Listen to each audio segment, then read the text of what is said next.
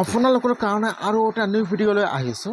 সেইটো ভিডিঅ' হ'ল আপোনালোকে যদি আসাম ডাইৰেক্ট ৰিকুৱাৰমেণ্টত এপ্লাই কৰিছিল আৰু আপোনালোকে আইডি পাছৱাৰ্ডটো পাহৰি গৈছে, এতিয়া আপোনালোকে এডমিট কাৰ্ডটো কেনেকৈ ডাউনলোড কৰিব, মই আজি এইটো ভিডিঅ'ত আপোনালোকক সম্পূৰ্ণ প্ৰচেছ ষ্টেপ বাই ষ্টেপ দেখুৱাই দি আছোঁ। বহুতে কিন্তু আইডি পাছৱাৰ্ডটো হেৰুৱাই গৈছে, বহুতৰে কিন্তু এডমিট কাৰ্ডটো এতিয়াও ডাউনলোড কৰিব পৰা নাই। কেনেকৈ আপোনালোকে আইডি পাছৱাৰ্ড ছাড়া আপোনাৰ এডমিট কাৰ্ডটো ডাউনলোড কৰিব, সম্পূৰ্ণ প্ৰচেছ ষ্টেপ বাই ষ্টেপ দেখুৱাই দি আছোঁ। আপোনালোকে জানিবলৈ হ'লে ভিডিঅ'টো সম্পূৰ্ণকৈ চাই ল'ব, স্কিপ নকৰাকৈ।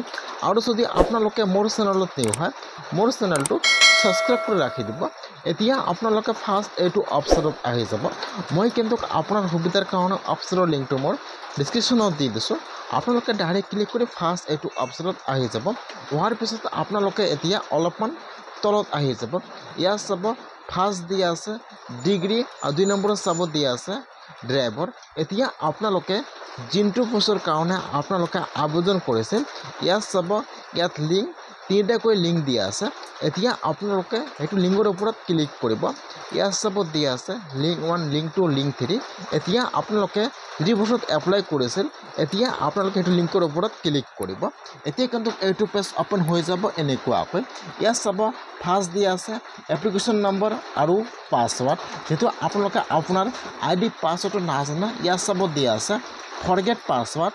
এতিয়া আপোনালোকে ফৰগেটৰ ওপৰত ক্লিক কৰিব। এতিয়া আৰু এটা পেজ অ'পেন হৈ যাব এনেকুৱাকৈ। ইয়াতো আহি যাব এপ্লিকেশ্যন নম্বৰ, পাছৱাৰ্ড, তলত চাব দিয়া আছে ফৰগেট। এতিয়া আপোনালোকে আৰু এবাৰ ফৰগেটৰ ওপৰত ক্লিক কৰিব। এতিয়া এইটো পেজ অ'পেন হৈ যাব এনেকুৱাকৈ। ইয়াত চাব দিছে মোবাইল নম্বৰ আৰু ডেট অফ বাৰ্থ। এতিয়া আপোনালোকে যিটো মোবাইল নম্বৰ দি এপ্লিকেশ্যন কৰিছিল, এতিয়া আপোনালোকে ফাৰ্ষ্ট ইয়াত মোবাইল নম্বৰটো বহাই দিব। তাৰপিছত ইয়াত আপোনাৰ ডেট অফ বাৰ্থটো বহাই দিব। তাৰপিছত আপোনালোকে চাৰ্টিফিকেটৰ ওপৰত ক্লিক কৰিব।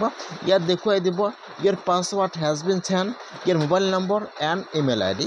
এতিয়া আপোনালোকে আপোনাৰ মোবাইলত চেক কৰিব, যিটো আপোনালোকে মোবাইল নম্বৰ তাত কিন্তু আপোনাৰ মোবাইল নম্বৰত এপ্লিকেশ্যন নম্বৰটো আৰু কিন্তু পাছৱাৰ্ডটো চেঞ্জ কৰি দি দিছে।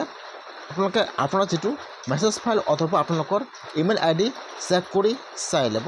আৰু কিন্তু আপোনাৰ এপ্লিকেশ্যন নম্বৰটো আৰু পাছৱাৰ্ডটো চেঞ্জ কৰিছে। এতিয়া আপোনালোকে ইয়াত আপোনাৰ এপ্লিকেশ্যন নম্বৰটো আৰু পাছৱাৰ্ডটো বহাই দি চাৰ্টিফিকেটত ক্লিক কৰিব। ইয়াত আপোনাৰ প্ৰফাইলটো অ'পেন হৈ যাব এনেকুৱাকৈ। তাৰপিছত আপোনালোকে ৰিম'টৰ ওপৰত ক্লিক কৰিব। ইয়াত আহি যাব পেপাৰ 4 and 5। এতিয়া আপোনালোকে সেইটো অপশ্যনত ক্লিক কৰিব। লগে কিন্তু ইয়াত আপোনাৰ এডমিট কাৰ্ডটো ডাউনলোড হৈ যাব এনেকুৱাকৈ। এতিয়া আপোনালোকে আপোনাৰ এডমিট কাৰ্ডটো ইয়াৰ পৰা প্ৰিণ্ট কৰি লৈ আপোনালোকে এক্সাম দিব যাব।